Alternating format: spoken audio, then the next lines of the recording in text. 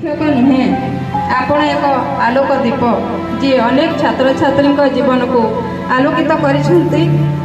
ଆପଣଙ୍କ ଶିକ୍ଷା ଦେବା ଶୈଳୀ ସଦା ନୂତନ ଆକର୍ଷଣୀୟ ଥିଲା। ଆପଣ ଜଟିଳ ବିଷୟକୁ ସହଜ ଭାବରେ ବୁଝାଉଥିଲେ, ଯାହା ଛାତ୍ରଛାତ୍ରୀମାନଙ୍କ ପାଇଁ ଉପକାରୀ ହୋଇଥିଲା। ତେଣୁ ଗୋଟିଏ ଶିକ୍ଷକ କେବଳ ଯେ ଶିକ୍ଷକ ନୁହେଁ, ଆମେ ଜାଣିଛୁ ଶିକ୍ଷକ ହେବା ମାତ୍ର ଏକ ପେଶା ନୁହେଁ, ଏହା ଏକ ଧର୍ମ ଏବଂ ଆପଣ ଏହି ଧର୍ମକୁ ସଦା ନିଷ୍ଠାର ସହିତ ପାଳନ କରିଛନ୍ତି।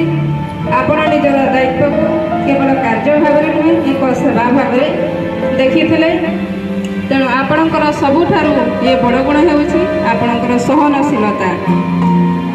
ଆପଣ କେବେ ମଧ୍ୟ ଛାତ୍ରଛାତ୍ରୀଙ୍କୁ ନିରାଶ କରିନାହାନ୍ତି,